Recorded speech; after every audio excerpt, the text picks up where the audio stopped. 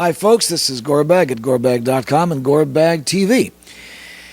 And this lesson, we're going to talk about how do I clean my plastic recorder. I don't want you to even think about cleaning your wood recorder because I am not prepared to tell you how to clean your wood recorder because, frankly, I don't want the liability of telling you how to clean a wood recorder. I want you to go to the manufacturer of the wood recorder and say, look, I spent $3,200 on this recorder.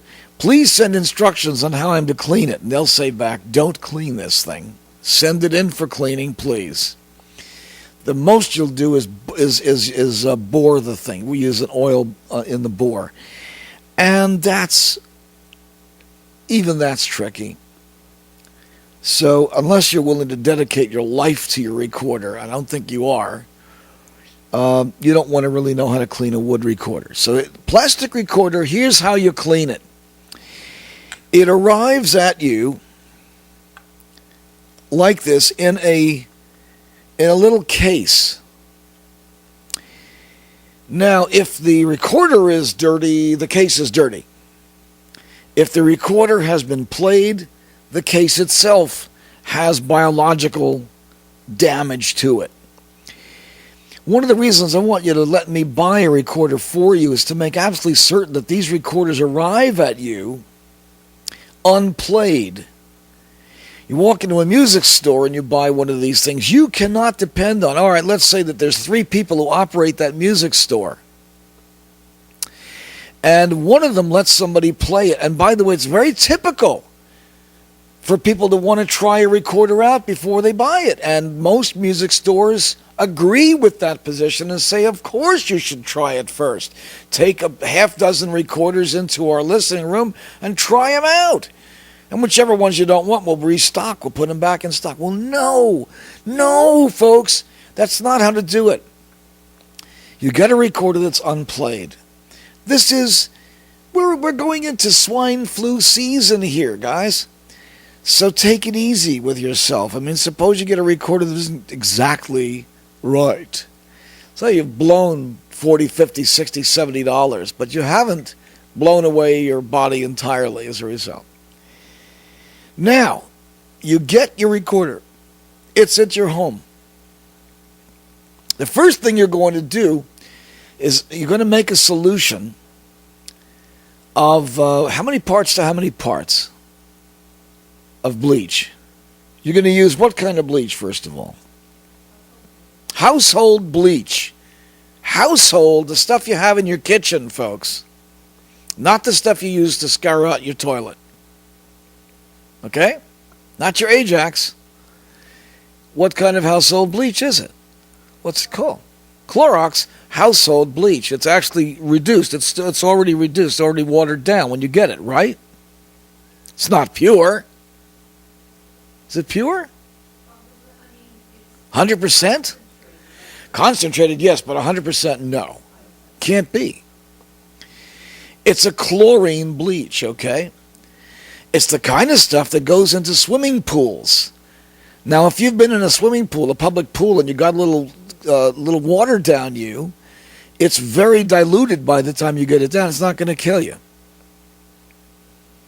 Household bleach, on the other hand, would not be kind to your body. So you make sure you're not going to get this into your body, okay? It's going to be diluted by the time anything happens, gets near you, but still, be careful with household bleach, please. And you should wear glasses, maybe, when you're handling bleach, because you don't want the stuff spattering, and we're going to wear gloves, okay? Then you're going to pour the bleach into some water. How much to how much? 1/4 cup of bleach, household bleach, to 1 quart of water. Mix it thoroughly with something that won't melt, such as your hand, your raw hand. Then you're going to soak these in that bleach, right? For how long? 10 minutes in that bleach.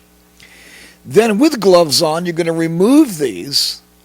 And then what are you going to do? You're going to rinse them with vinegar, which actually detoxes the bleach. It actually is like a stop bath or a hypo clear in a dark room. It's basically what it is. So it actually reverses the bleach effect to the extent that it's somewhat safe. Now at this point it's still not safe. You need to do is run water over it for how long? What, go ahead?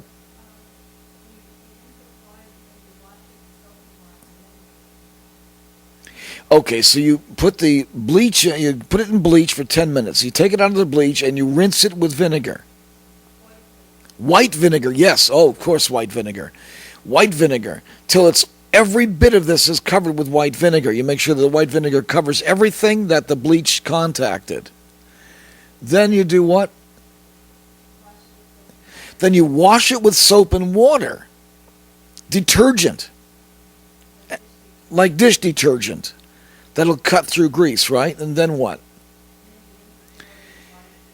Then you rinse it thoroughly with water. So you see no more soap and it's completely clear. Solution coming off is completely clear and there's no residual smell.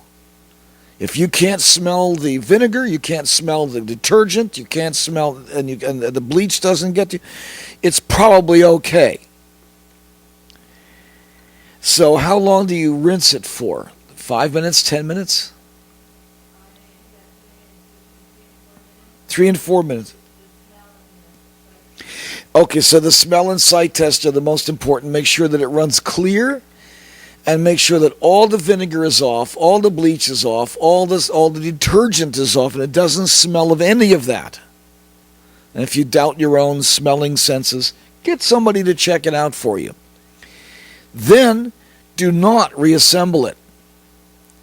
Dry it as best you can and set it out, not in direct sunlight, never in direct sunlight. It'll melt like anything, including yourself. You put it out on some drying pad to dry out. And then you're going to reassemble it. And we'll talk about the reassembly at the next lesson. So tune into the next lesson on how do I put this sucker back together.